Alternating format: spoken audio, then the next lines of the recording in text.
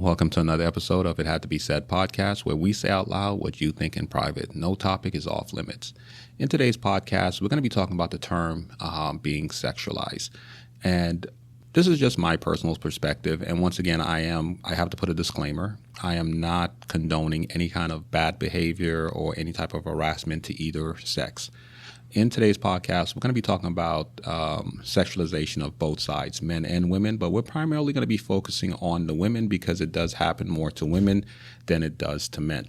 In order to understand being sexualized, you have to sit there and say, okay, what are women attracted to, right? A woman is typically attracted when she's looking at a guy. She's typically attracted to a nice physique guy, a guy with a nice physique. Let's say nice chest, six-pack abs, or just nice abs in general, strong muscular arms, and of course, penis, right? A penis size.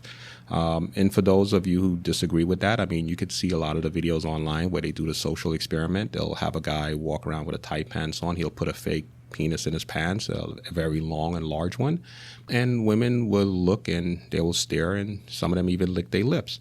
And I'm not saying this is for all women, but this is just kind of like for most women, right? You know, we're not saying all women. Now, let's look at what men are attracted to. Most men, not all men, are attracted to breasts, butt, and vagina, right? So these are the parts that when people see them, subconsciously, they automatically start thinking about, sex or sexual desires or sexual urges and different things like that. So with that being said, when you have let's say, for example, a man's out there in public and he sees a woman or whatever the case may be, and she's wearing, a nice big dress, she's covered up, and, there's nothing really exposed as far as her breasts or her buttocks or the shape of her body or anything else like that.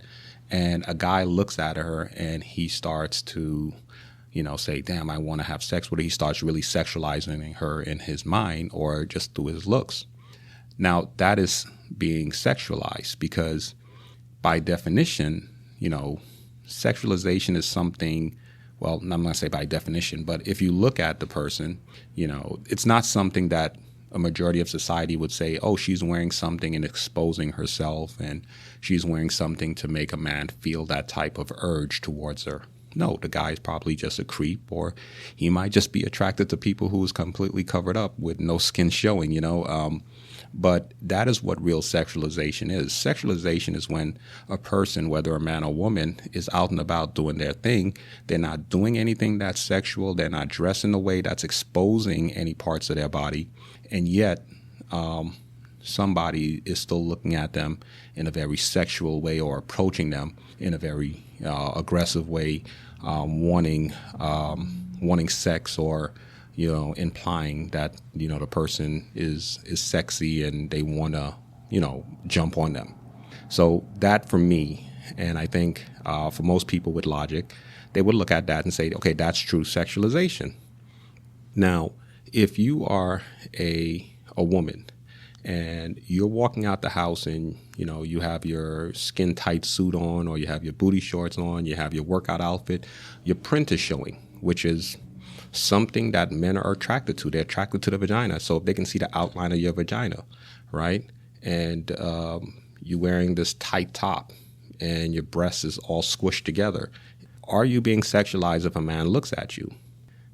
That's a debate that a lot of people have. Women say, well, I should be able to dress however I want and feel comfortable, like nobody's going to, look at me like a sexual object.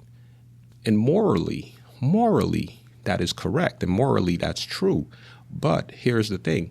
By you showing off the part that most men are attracted to, the shape of your vagina, your breasts being pushed together in the shape and the curves of your body and the curves of your butt, you're automatically, it's automatically that a person who's looking at you, whether it's of the opposite sex or the same sex, because depending on which way that person may swing, there's a chemical that goes off in their head biologically. There's something that goes off in them and makes them start looking at you like, damn, I would like to have sex with this person. Damn, this person is, they got a nice print. Their vagina looks fat, their breast looks fat, they look like they have childbearing hips, look at that ass. They look at those things and they automatically think that. So at this point, are you being sexualized, or are you doing things to attract people to you? So you're dressing in a way that causes people to be attracted to you and instinctively causes them to start thinking about sex, because what you're exposing are typically parts of the body that you're exposing to somebody that you're going to be intimate with.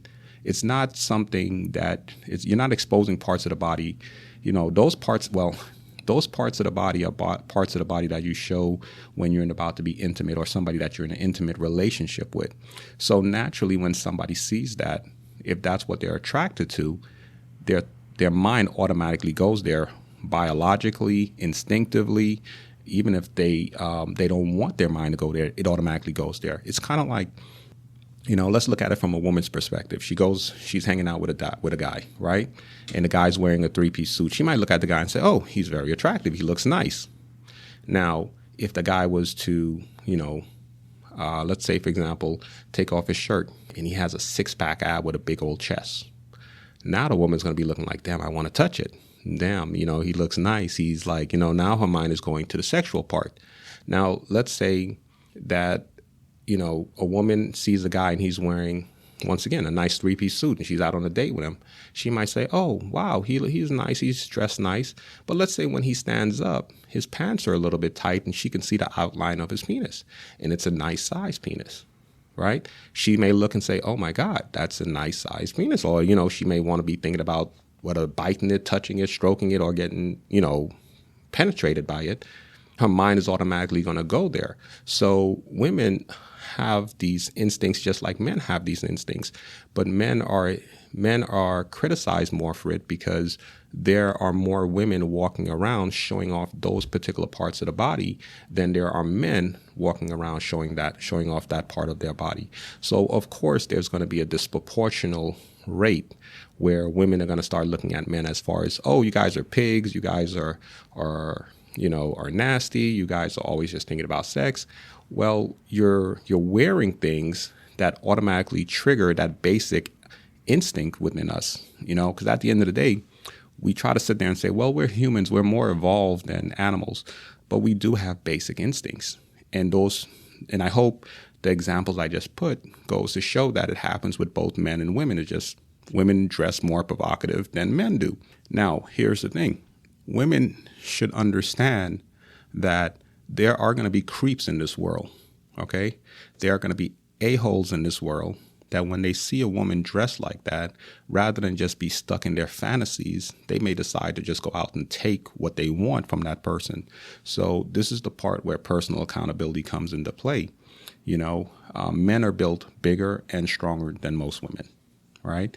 So if you decide that you're going to dress like that and something like that, you have to, I'm not going to say something like that happens. You have to be okay with it. You have to be prepared for something like that to happen. But if you dress like that, you have to be aware that, hey, there are guys out there that are sick in the head.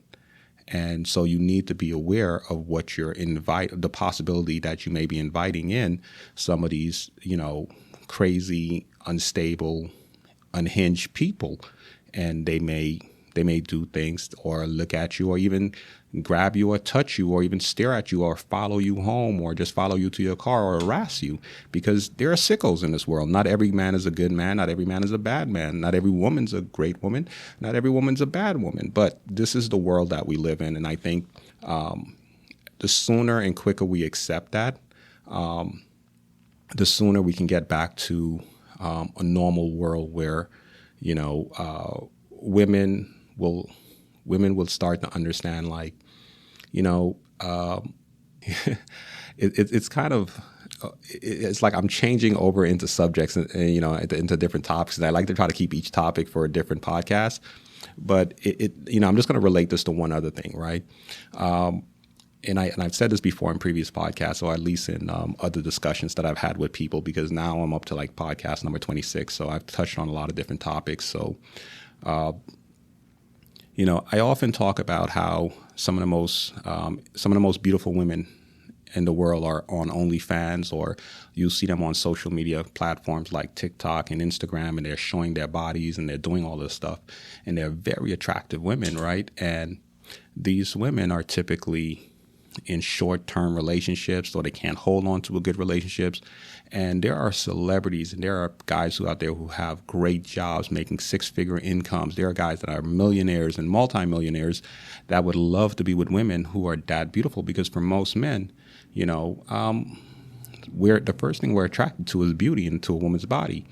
But the reason I've always said this towards a lot of young women that I speak to, especially at some of my seminars. And for you guys who don't know, by the way, I did write a book called Better Thinking Habits in the Introduction Edition, and I do a lot of speaking engagements here in the South Florida area. But what happened is when I talk to these young women, I always try to explain to them, a man could be physically attracted to you, but if it's somebody that has a good job, a good career, has a lot going on for himself, a business, one of the most important things for men, most men in general, not all men, but most men, is loyalty and having a peace of mind.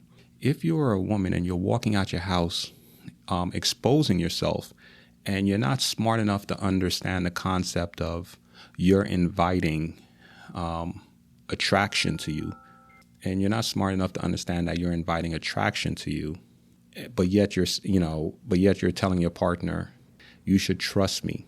Well, why should I trust you if you're doing things to get attention or attract attention from the opposite sex? There's going to be a trust issue, right? It's kind of like, imagine if you have your man and every time he walks out the house, he's wearing a tight tight pants, and his penis print is showing and everything else like that. You're going to be asking, why are you doing that? That makes no sense at all.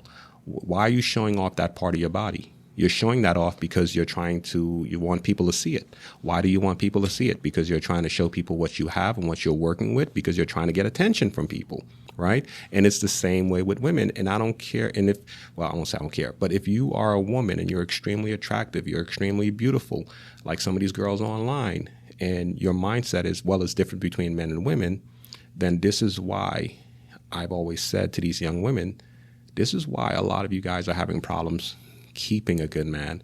You'll find doctors, lawyers that are attracted to you, but you're not going to be able to keep them because your mindset, and you don't understand how the real world really works, and you don't understand how the human mindset works. So therefore, there will always be a trust issue, or sometimes it's just a situation of people don't want to be with somebody who's just that ignorant or stupid or dumb, or just want to act ignorant or stupid or dumb like they don't know any better. And I've always said, look, I'd rather be with somebody who makes a mistake and says, okay, I messed up, or you know what, I did not know this piece of information. I didn't know people would look at me this way. I didn't know I was attracting that type of attention. And now that I know, I'll stop. But, then be with somebody who's like, yeah, you're giving me the information. Yes, it makes sense, but I'm going to continue fighting with you and arguing with you and telling you what you're thinking and what the whole world and everybody else with common sense knows. They're wrong, and me, I'm right. That basically means you're doubling down on stupidity. And that's sometimes why you see a lot of women, they lose out on good men or good relationships.